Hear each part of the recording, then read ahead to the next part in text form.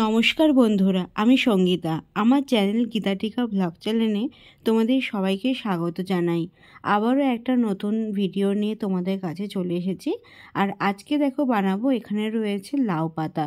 তো লাউ পাতাগুলো আমি ভালো করে ধুয়ে নিয়ে তারপরে গরম জলের মধ্যে একটু ভাপিয়ে নিয়েছি। আর রয়েছে এখানে একটু রসুন। তো আজকে কিভাবে আমি লাউ পাতার ভর্তা তৈরি করব সেটাই তোমাদের কাছে আমি শেয়ার করব। তো প্রথমেই দেখো এটা কড়াই নিয়ে নিয়েছি, তার মধ্যে আমি সর্ষের তেল দিয়ে নিয়েছি, অল্প একটু কালো জিরে আর শুকনো লঙ্কা ফোড়ন দিয়ে ভালো করে আমি ভেজে নেব। এখানে তোমরা শুকনো লঙ্কার পরিবর্তে কাঁচা লঙ্কাও ব্যবহার করতে পারো। আর তারপরে ভালো করে ভাজা হয়ে গেলে রসুনগুলো আমি দিয়ে নেব। এবার রসুনগুলো আমি ভালো করে ভেজে নেব। রসুনগুলো ভালো করে লাল লাল করে ভাজা হয়ে যাওয়ার পর এখানে আমি দুটো কাঁচা লঙ্কা চিড়ে দেব। তো সেগুলো আমি ভালো করে ভেজে নেব। তো সব কিছু ভাজা কমপ্লিট হয়ে যাওয়ার পর এরপরে যে লাউ পাতা আমি ভাপিয়ে রেখে দিয়েছি, সেই লাউ পাতাগুলো আমি মিক্সির মধ্যে দিয়ে একটা পেস্ট তৈরি করে নেব। অল্প অল্প করে আমি লাউ পাতাগুলো দেখো পেস্ট করে নিয়েছি। এখানে আমি জল ব্যবহার করিনি, লাউ পাতার মধ্যে যে জলটা ছিল সেটা দিয়েই পেস্ট হয়ে গেছে। এখানে আর আলাদাভাবে কোনো জল দেওয়ার কোনো প্রয়োজন পড়েনি। তো দেখো লাউ পাতাগুলো আমার ভালো করে পেস্ট করা হয়ে গেছে। এবারে কড়াইতে যে আমি লঙ্কা ফোড়ন দিয়ে রেখে দিয়েছিলাম, রসুন কালো জিরে, সেগুলো এক এক করে আমি এর মধ্যে দিয়ে দেবো। মিক্সির বাটির মধ্যে দিয়ে একটা পেস্ট আবার তৈরি করে নেব।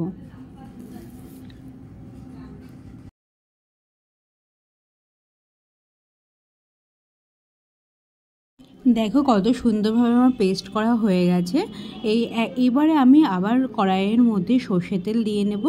আর ওই সর্ষে তেলের মধ্যে যে আমার পেস্ট করা লাউ পাতাগুলো ছিল সেগুলো আমি দিয়ে ভালো করে একটু শুকিয়ে নেব। ভালো করে একটু ভেজেও নিতে হবে, তাহলে যে গন্ধটা রয়েছে কাঁচা সেটা থাকবে না, আর খেতেও খুবই সুন্দর হবে। আর দেখো আমি সর্ষে তেলের মধ্যে দিয়ে নিয়েছি। এবার ভালো করে আমি নেড়ে চেড়ে নেব। একদমই লো আঁচ দিয়ে আমি এটা নেড়ে চেড়ে নেব। খুব বেশি অনবরত যে নাড়তে হবে সেটাও না। তো যে জল জল ভাবটা রয়েছে সেটা আমি শুকিয়ে নেব। আর তোমাদের ভিডিওটা কেমন লাগলো অবশ্যই জানিও। আর যারা নতুন বন্ধু রয়েছে তারা আমার চ্যানেলটিকে সাবস্ক্রাইব করে দিয়ে পাশে থাকা বেল আইকনটা প্রেস করে দিও। আমি যখনই কোনো ভিডিও আপলোড করব তোমাদের কাছে তার নোটিফিকেশনটা চলে আসবে। আর আমার পুরনো বন্ধুরা আমার সাথে রয়েছে, তোমরা থেকো পাশে, আমিও তোমাদের পাশে অবশ্যই রয়েছি। এবারে আমি এর মধ্যে একটু নুন, হলুদ আর অল্প একটু সামান্য পরিমাণে একটু চিনি দিয়ে নেব।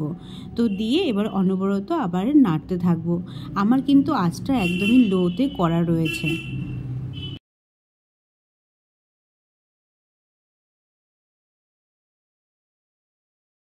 জলটা যখন প্রায় দেখো জল জল ভাবটা নিয়ে একদমই শুকিয়ে এসেছে, তো তখন আমি আবার কিছুটা পরিমাণে সর্ষে তেল দিয়ে নেব। দিয়ে আবার ভালো করে একটু নেড়ে চেড়ে নেব। যখন দেখবে যে কড়াইয়ের গা থেকে ছেড়ে যাচ্ছে তখনই ভাববে যে ভর্তাটা প্রায় রেডি হয়ে গেছে। আর তোমাদের আজকের ভিডিওটা কেমন লাগলো অবশ্যই কিন্তু কমেন্টস করে জানিও। যদি ভালো লেগে থাকে একটা লাইক কমেন্টস অবশ্যই করো। আর দেখো আমার কড়াই থেকে তেলটা ছেড়ে দিয়েছে, আর ভর্তাটা দেখো কড়াইতে লেগেও যাচ্ছে না। এখন দেখতে হবে পুরোপুরি ভর্তাটা আমার রেডি হয়ে গেছে।